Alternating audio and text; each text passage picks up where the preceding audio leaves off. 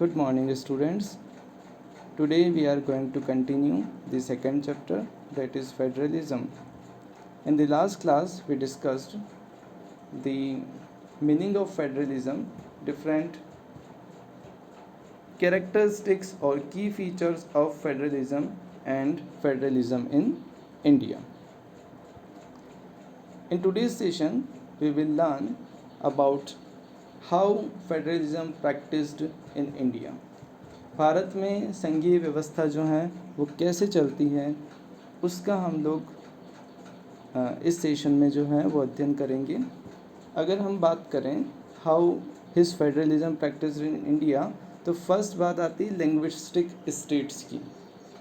अब हमारे इंडिया में डाइवर्सिटी बहुत है, बहुत ज़्यादा भाषाएं बोली जाती हैं और हमने ये देखा कि 1947 के समय जो स्टेट्स बने हुए थे उन स्टेट्स में भाषाओं को प्रॉपर वैल्यू नहीं मिली हुई थी. ऐसा था कि गुजराती मराठी बोलने वाले एक साथ एक ही स्टेट में रहते थे. जैसे बॉम्बे प्रेसिडेंसी जो हुआ करता था उसमें गुजरात और महाराष्ट्र दोनों के हिस्से आते थे.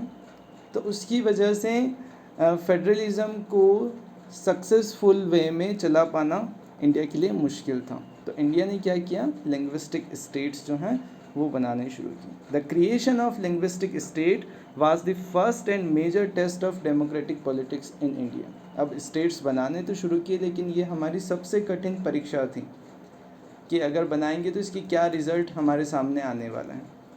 From 1947 to 2017, many old states have vanished and many new states have been created. Areas, boundaries and names of the state have been changed.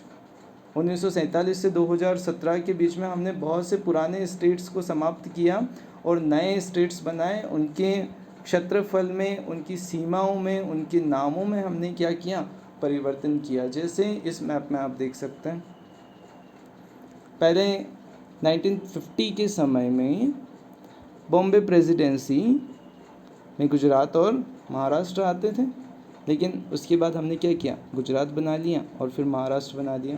Gujarat में गुजराती भाषा बोली जाती है, महाराष्ट्र में मराठी भाषा बोली जाती है. साउथ की स्टेट्स कम्प्लीटली मैसूर, हैदराबाद और मद्रास प्रेसिडेंसी के अंदर आते थे. लेकिन यहाँ पर हमने 4 स्टेट बनाए. कन्नड़ लैंग्वेज बोलने वाले कर्नाटक, मलयालम, केरल एंड तमिल लैंग्वेज जो हैं वो बोलने वाले कौन हो गए, तमिलनाडु स्टेट्स जो हैं वो हमने बना दिया. तो हमने स्टेट को भाषाई आधार पर जो है वो बनाना शुरू किया. Some state has been formed of the people who spoke the same language. These states are known as linguistic states. इन सारे स्टेट्स को हमने क्या किया, क्या कहा, भाषाई राज्य जो हैं वो हमने कहना शुरू कर दिया. अब सभी स्टेट को तो भाषाई आधार पर नहीं बनाया जा सकता. कुछ स्टेट्स हमने वहाँ की संस्कृति, भूगोल, जातीयता को देख कर के भी बनाने शुरू किए, जिसमें हम लोग कह सकते हैं नागालैंड, उत्तराखंड, झारखंड जैसे स्टेट हैं. इनकी अपनी अलग संस्कृति है, इनका जातीयता इनकी अलग है, एथनिसिटी पूरी अलग है, इसलिए कुछ स्टेट इस तरीके से भी बने हैं. तो इस वजह से हमने क्या किया, डाइवर्सिटी को एकोमोडेट कर दिया, सामंजस्य बना दिया उस डाइवर्सिटी में, और इसकी वजह से इंडिया जो है वहाँ पर फेडरलिज्म क्या हो जाता है, सक्सेसफुल हो जाता है. Next, language policy. अब लैंग्वेज डाइवर्सिटी हमारे इंडिया में बहुत ही ज़्यादा है, तो इसके लिए हमने क्या किया, भाषा नीति बनाई.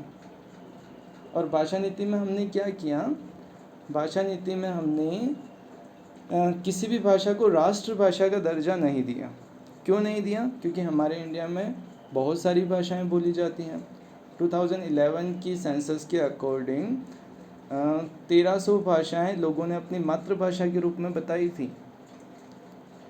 1300 लैंग्वेजेस जो हैं वो एज ए मदर टंग लोगों ने सेंसस के अंदर ऐड करवाई, और उनमें भी मुख्य भाषाओं की अगर संख्या देखी जाए तो 121 लैंग्वेजेस जो हैं वो हो जाती हैं.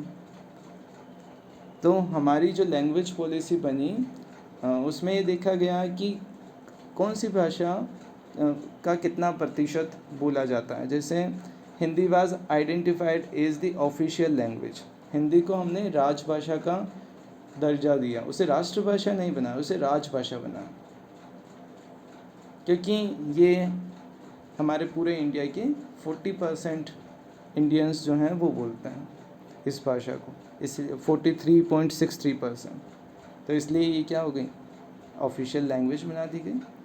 लेकिन उसके अलावा भी हमारे पास बहुत सारी भाषाएं थीं। Besides Hindi there are 21 other languages recognised as scheduled languages by the constitution. तो हिंदी के अलावा 21 भाषाओं को हमने अनुसूचित भाषाओं की श्रेणी में रखा है।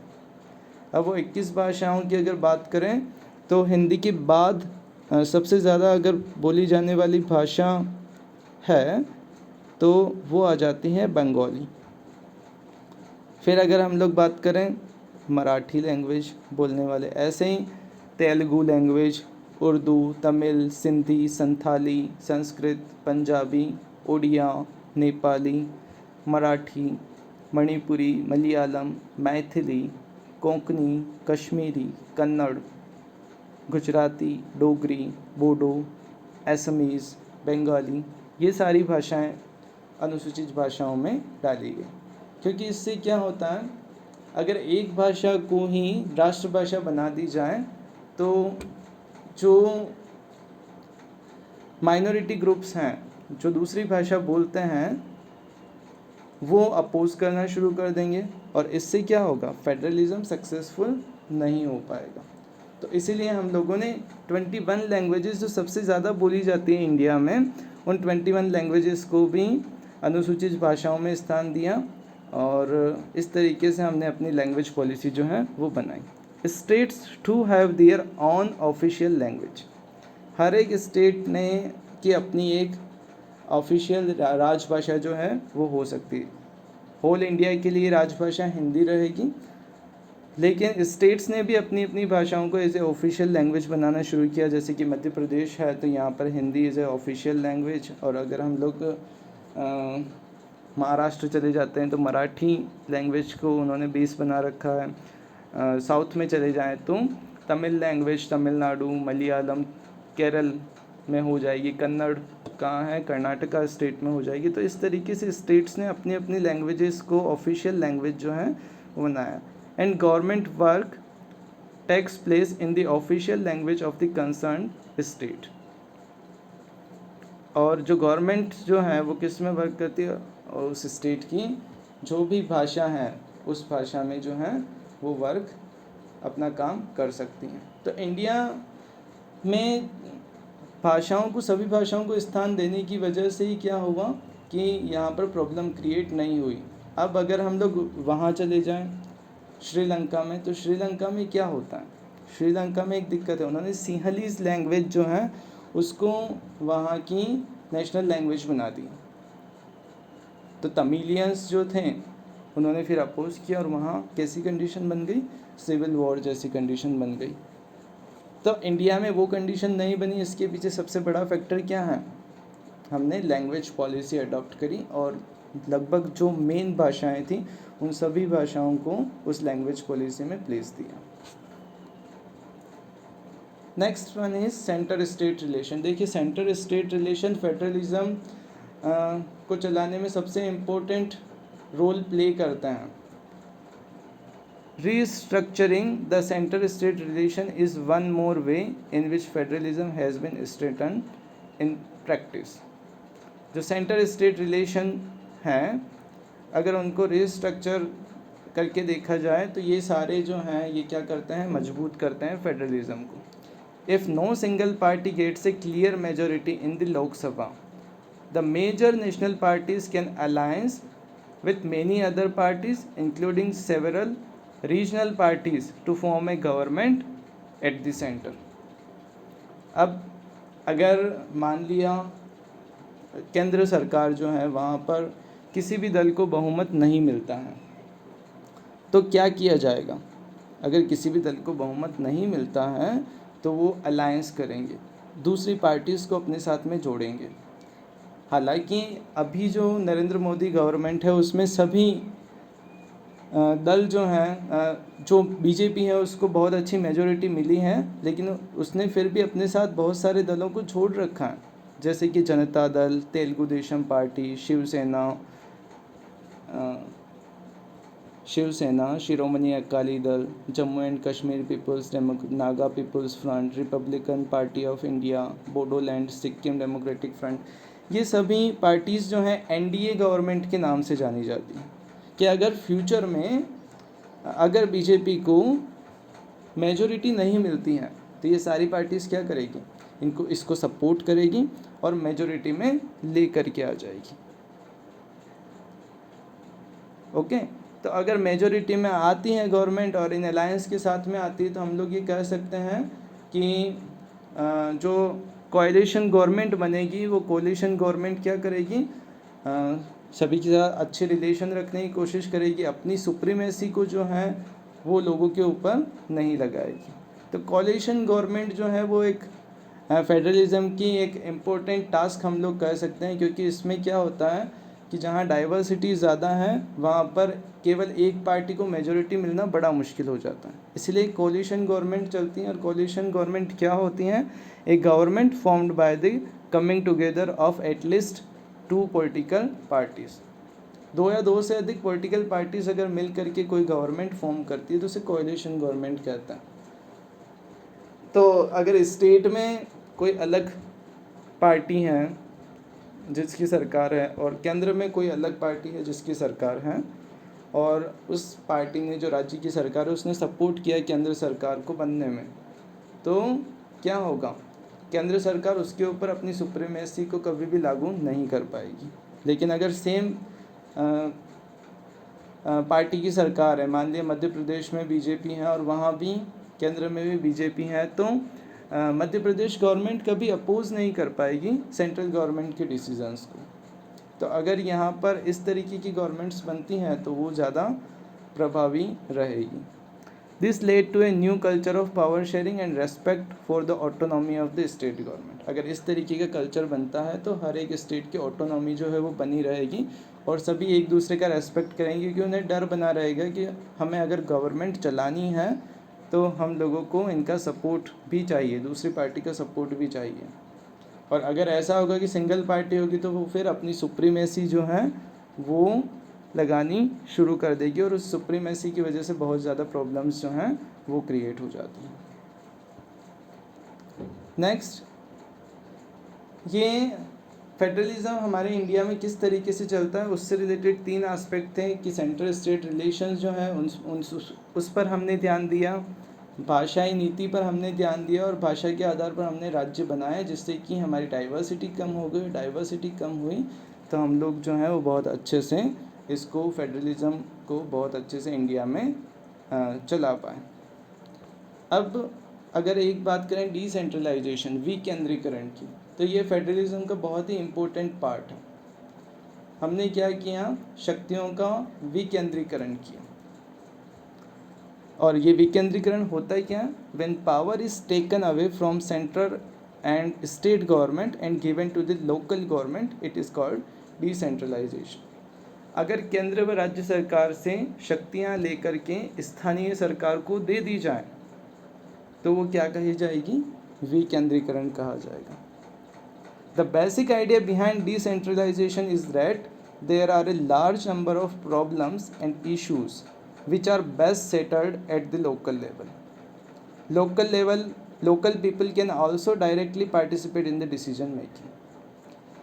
अब सेंट्रल गवर्नमेंट पे नरेंद्र मोदी सरकार जो है उस सरकार को कहा जाए कि छिंदवाड़ा के लिए पॉलिसी बनानी है या फिर छिंदवाड़ा के नज़दीक के किसी गांव के लिए पॉलिसी बनानी है, तो ये पॉसिबल नहीं हो पाएगा क्योंकि उनको वहाँ की ग्राउंड लेवल प्रॉब्लम्स पता नहीं है।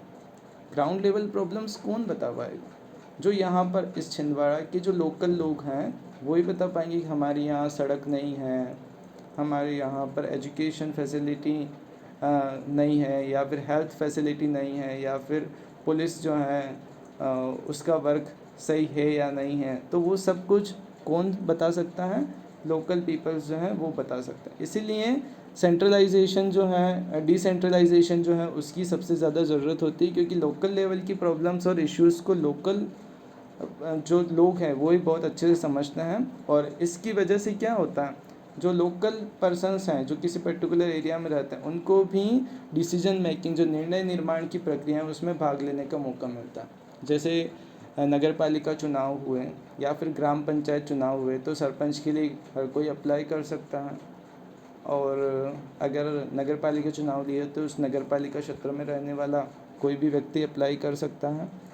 तो इस तरीके से हम कह सकते हैं कि डिसेंट्रलाइजेशन से जो निर्णय निर्माण प्रक्रिया है उसमें स्थानीय लोगों को भी प्राथमिकता जो है वो मिलती है। अब डिसेंट्रलाइजेशन के लिए क्या क्या स्टेप्स हमने उठाई हैं, major step towards decentralisation taken in 1992 में कौन कौन से स्टेप्स जो हैं वो उठाई गई, अगर उनकी बात करें तो उनमें फर्स्ट था, it is constitutionally mandatory to hold regular election to local government bodies. जितने भी स्थानीय सरकारी निकाय हैं उन सभी में नियमित रूप से क्या होता है, चुनाव हो रहा है। ओके, और seats are reserved in the elected bodies and executive heads of this institutions for the scheduled caste, scheduled tribes and other backward classes. अब ये जो नगर पालिका है, ग्राम पंचायत हैं, इनमें सीट्स जो हैं वो रिजर्व रखी जाती हैं। जो इनके हेड हैं, जैसे नगर पालिका अध्यक्ष हो गया या फिर ग्राम पंचायत में सरपंच हो गया, इनके लिए क्या होता है, सीट्स जो हैं वो आरक्षित रखी जाती हैं। जो जनजातियां हैं, जो जातियां हैं, अनुसूचित जातियां, जनजातियां हैं, और जो अन्य पिछड़ा वर्ग हैं, ओबीसी ग्रुप हैं, उनके लिए अलग से रिजर्वेशन किया जाता है। At least 1/3 of the all position are reserved for women. जितनी महिलाएं हैं उनके लिए 1/3 पोजीशन जो है वो इन लोकल गवर्नमेंट बॉडीज़ जो हैं इनमें रिजर्व रखी जाती हैं कि महिलाएं वार्ड पंच भी बन सकती हैं, कितनी 1/3 पोजीशन पर। उसके अलावा महिलाएं जो हैं ग्राम पंचायतों में भी सरपंच और वार्ड पंच जो हैं वो बन सकती है, और उसका कितना प्रतिशत हिस्सा, 1/3 हिस्सा जो है उस पर केवल महिलाएं ही आएगी। State election commission has been created in each state to conduct panchayat and municipal elections. राज्य चुनाव आयोग बनाया गया जो क्या करता है, स्टेट के अंदर जितने भी पंचायत और नगर पालिका के चुनाव होते हैं उनके चुनाव करवाने का काम करता है। The state government are required to share some power and revenue with local government. जो राज्य सरकारें हैं उनके लिए ये आवश्यक किया गया कि वो कुछ शक्तियाँ और कुछ रेवेन्यू जो है, कुछ कर जो हैं वो लोकल गवर्नमेंट को प्रदान करें, जिससे वो क्या है उस क्षेत्र के अंदर जहाँ पर वो हैं वहाँ पर विकास के काम जो हैं वो करवा सकें। The nature of sharing varies from state to state. अब ये स्टेट के ऊपर है कि कौन कितनी शक्तियाँ और कितने रेवेन्यू सोर्सेज जो हैं वो इन स्थानीय निकायों का अवेलेबल करवाता है। ये स्टेट टू स्टेट वेरी करता है कि मध्य प्रदेश में ग्राम पंचायतों को, नगर पालिकाओं को कितने अधिकार हैं, साउथ के स्टेट्स में कितने हैं, या फिर और नॉर्थ के स्टेट्स जो हैं वहाँ पर कितने हैं, ये स्टेट टू स्टेट वेरी करता है। तो डिसेंट्रलाइजेशन के लिए हमने ये कुछ चीज़ें करी है। फर्स्ट है, हमने रेगुलर इलेक्शंस जो हैं वो शुरू किए। हर 5 साल में इलेक्शन होते हैं, और इन इलेक्शन में हमने रिजर्वेशन का सिस्टम किया है कि इनके लिए SC ST और OBCs के लिए जो पोजीशन है उनमें 1/3 वुमेंस के लिए हमने रिज़र्व किया है कि जितनी भी पोजीशंस होगी उनमें 1/3 जो हैं वो क्या होगी, महिलाएं होगी। जैसे कि 10 अगर सदस्य हैं किसी ग्राम पंचायत या नगर पालिका में तो उसमें से 3 कौन होगी, महिलाएं होगी। State election commission has been created in each state. हर एक स्टेट में एक राज्य चुनाव आयोग हम लोगों ने बनाया है। And the state government are required to share some powers and revenue. कुछ शक्तियाँ और कुछ रेवेन्यू के सोर्स जो हैं वो स्टेट को बताया गया है कि आपको इन स्थानीय निकायों को देने होंगे जिससे वो विकास के काम करवा सकें। नेक्स्ट हम लोग जो हमारे 2 स्थानीय निकाय हैं, ग्राम पंचायत और पंचायती राज और जो नगर पालिका है उनके बारे में जो है नेक्स्ट सेशन में स्टडी करेंगे। कुछ क्वेश्चंस हैं इम्पोर्टेंट है जो पूछे जाते हैं। फर्स्ट है, why has federalism succeeded in India? Federalism India में क्यों सक्सीड हुआ है? तो आप लोगों को वो सारे रीजंस बताने हैं। Which are the policies adopted by India that have ensured it? क्या क्या पॉलिसीज़ अडॉप्ट किए, जैसे कि लैंग्वेज पॉलिसी अडॉप्ट करी हैं, लैंग्वेज बेस्ड लिंग्विस्टिक स्टेट्स हमने बनाए हैं, सेंटर स्टेट रिलेशन पर हमने बात की गई है, इन सभी को एक्सप्लेन करना है। Describe in brief the language policy of India? Bharat की जो भाषा नीति है उसको, उसकी विस्तृत व्याख्या यहाँ पर जो है वो आप लोगों को करनी है। इन क्वेश्चंस को आप करने की कोशिश कीजिए। शाम को 5 बजे आपको इन दोनों के आंसर्स जो हैं वो सेंड कर देंगे। Thank you.